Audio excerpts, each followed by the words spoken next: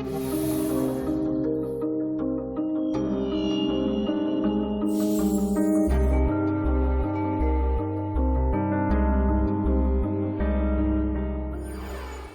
the last lecture, we covered the structure of argument, including the premises and the logical connection leading to a conclusion. In this lecture, we're going to delve further into logical fallacies, or invalid logic, sometimes used innocently but often as part of motivated reasoning to get to a desired, even if invalid, conclusion. The first logical fallacy I'm going to discuss in this talk is the ad hominem logical fallacy, or to the person. This fallacy occurs when you attempt to counter the argument made by someone by focusing on the person making the argument rather than the argument itself. This is, in a way, the opposite of the argument from authority, which states that an argument the argument from authority states that an argument must be valid because of the positive attributes of the person making it. The ad hominem says the argument is rejected because of some negative attributes that that person has. As an example, people may often be accused of being closed-minded for not accepting a claim uncritically, especially if it's an extraordinary claim. This is a frequent counter-argument to skepticism, but really it is an ad hominem logical fallacy, saying that the objections are not valid or can be dismissed because the person making them is closed-minded. They're not open to the possibility that the claim that is being made is true. This is a non sequitur, a logical fallacy, because it has nothing to do with the objections themselves. In fact, being open does not necessarily mean accepting all claims uncritically. So the accusation of being closed-minded also comes, in my opinion, from a misunderstanding of what it truly means to be open or closed. Being open-minded means that you apply the same rules of evidence and logic fairly. It may still be justified, though, at some point to reject a claim if that claim runs counter to logic and evidence. Reaching conclusions doesn't mean that you're closed-minded. It just could mean that you're fairly applying logic and evidence. Another example of the ad hominem argument is rejecting the scientific consensus as if it's arrogant to think that we can know anything. This is often combined with an appeal to elitism, that it is the elite professionals who are making a specific claim and therefore they can be dismissed because they're not regular folk. Or rejecting a claim could be based upon the assumption of conflicts of interest. Those who disagree with me must be being paid off by some big corporate interest, and therefore I can dismiss their evidence and their scientific studies out of hand because they have this conflict. This doesn't mean that there aren't legitimate conflicts of interest. It's the casual assumption of conflict in order to just dismiss arguments that is more the logical fallacy. This can even lead into a conspiracy theory, that there is a vast conspiracy of some government or corporate interest that is manufacturing fake evidence, for example. I will note as a side note that insults alone are not an ad hominem logical fallacy. They may be ad hominem, but they're not a logical fallacy. It's only when the insult is used as the reason for being wrong. Also, saying that someone has made a misstatement of fact or committed a logical fallacy is itself not an ad hominem attack or statement, because those are addressing the argument itself and not the person. That's the key difference. A closely related logical fallacy is called poisoning the well. And here you're not necessarily addressing the person directly, but you're trying to taint their argument by tying it to something else that is unsavory or unpopular. A very classic example of this has its own name, called Godwin's Law, or a Godwin argument, named after the person who first pointed out how frequently this comes up. And that is to say that, well, Adolf Hitler believed the same thing as well. Therefore, it's tainted, it's wrong to believe in that claim. It should be pointed out, however, that this fallacy too can be overapplied, a theme that's going to crop up a lot in this lecture. It can be legitimate to put a person's claims into perspective. Perhaps they have a legitimate conflict of interest. Perhaps they have been previously convicted of fraud. Pointing out that somebody who is offering you a too-good-to-be-true investment opportunity has a prior conviction of fraud is not necessarily an attempt to poison the well of their new claims, so much as to put them in a very realistic perspective. Another logical fallacy is the so-called tu quoque, or you-too logical fallacy. This is an attempt to counter a legitimate criticism by pointing out that the other person is also guilty of the same thing. In other words, this may take the form of, well, my claims may lack evidence, but so do the claims of these other people, or so do your claims. This frequently comes up in the promotion of unscientific or implausible medical modalities, however they are labeled. The claim is often made, well, this particular medical treatment may lack evidence and plausibility, but mainstream medical treatments often lack evidence and plausibility also. There's a bit of a false analogy there because the scale is not always the same, but even if it were completely analogous, it doesn't matter. Lacking evidence is lacking evidence, regardless of which claim is guilty of that failing. A very pernicious logical fallacy, one that is very common in the promotion of supernatural or paranormal beliefs, is the argument ad ignorantum, or the argument from ignorance, using a lack of evidence or knowledge as if it were a positive argument for a specific conclusion. A very common form of this would be to say, for example, that I cannot identify that light up in the sky. It is by definition an unidentified flying object. Therefore, it must be an alien spacecraft. What the person knows is they can't identify the object. They make then the argument from ignorance to say that therefore it is something specific, an alien spacecraft, rather than simply concluding that, well, it's therefore unknown. It is not support for any specific claim that you want to believe. Intelligent design is, in fact, one giant argument from ignorance. Intelligent design is a term that's been around for a couple of decades or so to describe what is presented as an alternate theory to the theory of organic evolution. The notion is that life arose on this planet through the work of an intelligent agency, the intelligent designer. The arguments that are used in support of intelligent design are that we can't explain how everything evolved. Therefore, the inability to explain that becomes an argument for this alternate hypothesis. This strategy is often referred to as the God of the Gaps strategy because the intelligent designer, whether or not you think of that intelligent designer as a god or not, is often put into the gaps in our current knowledge. What proponents of intelligent design do not have is any positive evidence for their specific model of how things occurred. They simply point to current gaps in our knowledge, not even persistent gaps, just current gaps in our knowledge, in order to say that their process, their hypothesis fills that current gap.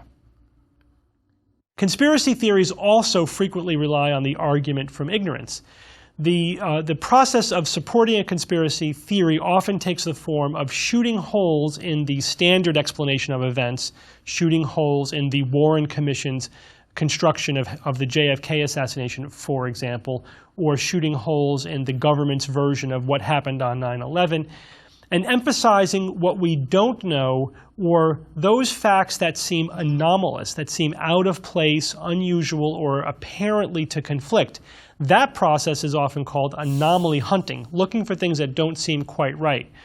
They then go from not understanding the entire sequence of events to arguing for a specific conspiracy theory, that their specific pet conspiracy theory is the answer to why we can't explain every little detail of what happened.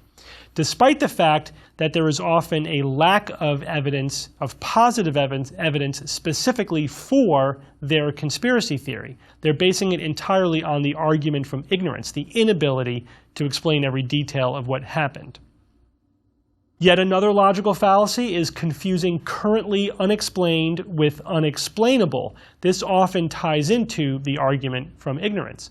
This assumes that our current knowledge represents the ultimate limits of our knowledge.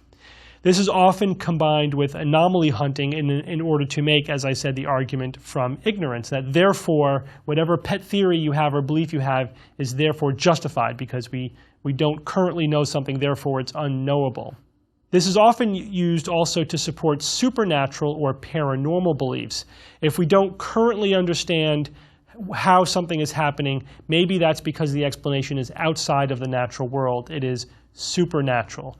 For example, we may see a fuzzy image on a photograph that if you look at it a certain way, pareidolia kicks in and it looks like it could be a human form or a face. And the inability to explain that is interpreted as it being unexplainable, and therefore it must be supernatural and maybe even specifically a ghost. History shows us, however, that many of the mysteries of the past are now solved by scientific inquiry. It's more practical, in fact, to assume that mysteries can be solved and then look for a solution. That assumption that the world is ultimately knowable has been working out quite well, rather than to assume that they are unsolvable and then to insert a mystical belief into the gap. I'll give you an example of a personal discussion I got into with someone who was claiming that the Earth and the Sun, therefore, were only 1 million or so years old, not the billions of years old that scientists claim. And he cited the solar neutrino problem as an anomaly that could not be explained, that was unexplainable. Essentially, that there aren't as many neutrinos, a certain type of primary particle, coming from the sun as there should be if the sun were being heated by nuclear fusion of hydrogen into helium. This relative absence of neutrinos was called the solar neutrino problem.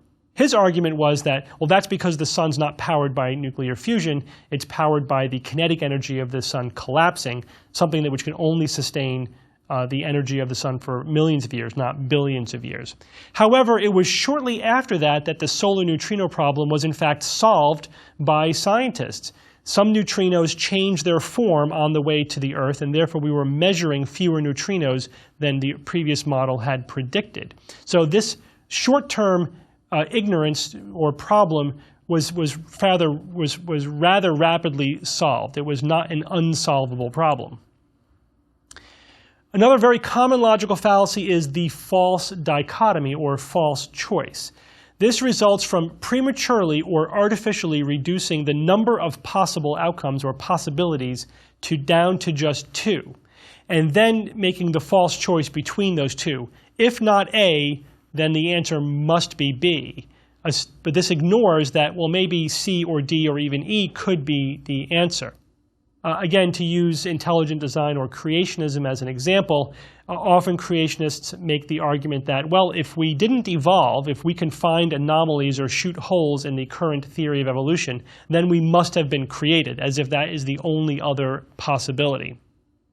Also, the false dichotomy could be a false choice between two or more non-mutually exclusive possibilities. The classic example of this is nature versus nurture. Well, it doesn't have to be entirely nature, meaning it's in our genes, or entirely nurture, it's in our environment, the way we were raised. Perhaps our personality, our behavior, etc., is some combination of both nature and nurture. This false dichotomy can also reduce a continuum to its extremes, as if you're either very tall or very short and nothing in between. For example, I will be talking in more detail about science versus pseudoscience. Pseudoscience being science that is so bad it doesn't even qualify as legitimate science. But these are really two ends of a continuum, two ends of a spectrum. There isn't pristine science on one end and complete pseudoscience on the other. There is everything in between. This collapsing a continuum into two extremes also comes up when people try to decide or define what the difference is between a cult versus a religion. That difference also lies on a continuum.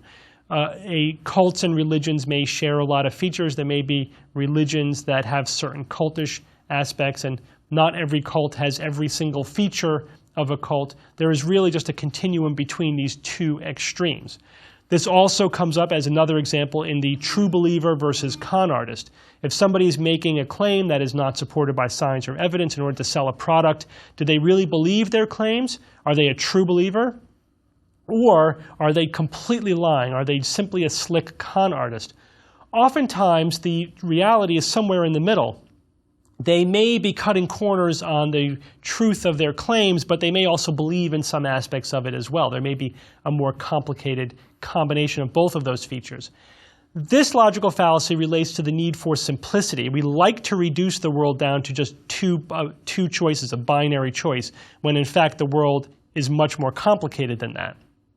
The flip side to the false dichotomy logical fallacy is the false continuum. This denies the existence of extremes because there is a continuum in between. And you can apply this to all the examples that I gave previously. Just because there is no sharp demarcation line between tall and short, that doesn't mean that we cannot reasonably define some people as being tall and other people as being short, or that we cannot reasonably define some practices as pseudoscientific while others are legitimately scientific, just because they blend in the middle between the two. Another logical fallacy is inconsistency, or applying different criteria to similar situations when the same criteria really should apply.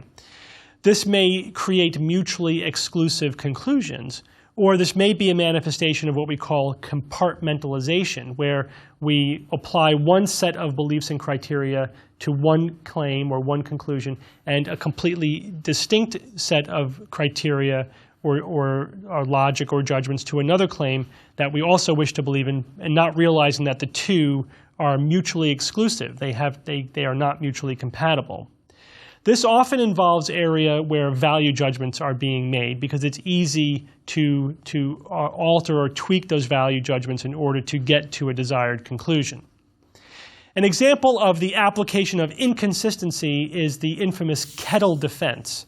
This comes up frequently in legal trials where a lawyer whose job it is to defend their client at all costs may make mutually exclusive defensive arguments that don't have to be compatible with each other, but if any one of them are true, their client can therefore get off.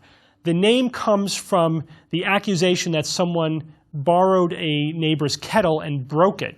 And then the person who was accused might claim simultaneously that they were never given the kettle, that it was broken when it was given to them, and that it was in perfect condition when it was returned. All three of these claims are mutually exclusive, but if any one of them is correct, then they're not guilty of having broken the kettle. Similar to inconsistency is moving the goalposts, which occurs frequently enough to warrant its own designation. This comes from changing the criteria for acceptance of a claim to keep the criteria just out of reach of whatever evidence is presented or is currently available. This is a method for denying a claim that someone does not wish to accept or believe in. For example, there are those who, even to this day, believe that the United States landing on the moon during the Apollo missions was a staged hoax, a grand conspiracy.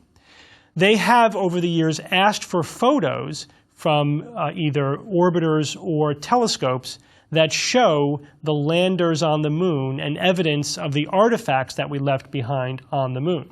However, when presented with these photos, they keep asking for higher and higher resolution photos.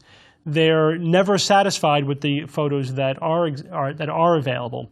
Recently, NASA has made available very high-resolution photos that not only show the artifacts that the Apollo missions left behind on the moon, but also showed the foot tracks of the astronauts as they walked among the various locations. The evidence is stunning. Presented with this evidence, some moon landing hoax conspiracy theorists have claimed, well, these photos must have been faked by NASA in order to support their claims. So they keep moving the goalpost back so that no matter what evidence they're presented, is still not convincing enough. The reductio ad absurdum is interesting because it's actually a legitimate form of logic. It's not itself a logical fallacy. This form of argument says that if these premises are assumed to be true, then it necessarily follows or leads to an absurd and demonstrably false conclusion. So this is a legitimate way of demonstrating that an argument is not sound, because if the premises were true, it would necessarily lead to a false conclusion or an absurd conclusion. However, the logical fallacy can come in when this legitimate form of argument is abused by forcing an absurd conclusion that doesn't flow from the premises. One that I've actually personally encountered before is the claim that, well, you don't believe in either fairies or aliens or Bigfoot or ghosts. You can insert your paranormal claim there because you've never seen them. But you've also never personally seen the Great Wall of China, which is true. I've never seen the Great Wall of China. So therefore, I should be equally skeptical of the existence of the Great Wall of China. For some reason, France is also often invoked as the thing that you've never personally seen, and as the existence of these other paranormal beliefs. However, there is a false assumption in that argument. The assumption is that the only reason for rejecting belief in fairies, for example, is not having seen them personally. This ignores the fact that there are other types of evidence that can be very compelling, even more compelling in some cases than personal eyewitness testimony. It also doesn't consider that there are alternate hypotheses. What would be implied by the fact that the Great Wall of China doesn't exist? That would imply a pretty elaborate hoax, maybe just on me or on Americans or on a large part of the world, if the Great Wall of China didn't really exist. What would be necessary for fairies to not exist? Only that those people who believe in them are fooling themselves in some way, but there is no compelling evidence that would then need to be explained away. The slippery slope argument is similar to the false reductio ad absurdum in that it argues that if a position is accepted, then the most extreme version of that position must also be accepted or will inevitably occur. This is often used in political or persuasive arguments. For example, if we ban assault rifles, this will inevitably lead to banning sports or hunting weapons and will inevitably lead to imposing further restrictions on our rights. However, these types of arguments do not necessarily follow. It is possible to ban one type of weapons without going all the way to the final conclusion of banning all weapons or maybe even imposing further on rights. This argument has also been put forward as an argument against embryonic stem cells being used in research. The claim that I personally heard is that, well, if we allow for women to donate their ovaries, for example, for embryonic stem cell research, that will inevitably lead to women being strapped down against their will and their ovaries forcibly harvested from them. But of course, that is not necessarily a consequence of embryonic stem cell research. The tautology is a name in formal logic. A tautology is a statement that must be true in all instances. The logical fallacy, however, that I'm referring to is the rhetorical tautology, which is the needless repetition of an idea in an argument. It becomes a fallacious form of argument when it's used to justify a conclusion. In other words, it takes the form X, therefore X, meaning that your conclusion and your premise are the same thing, although they may be, the tautology may be disguised by stating the premise and the argument in a slightly different way. The petito principii, or principii, is the logical fallacy that is also called begging the question. In common usage, the term begging the question is often misused to mean that something raises the question. But in logic, what we mean by begging the question is that it's assuming the conclusion in the premise. In other words, it's a form of circular reasoning.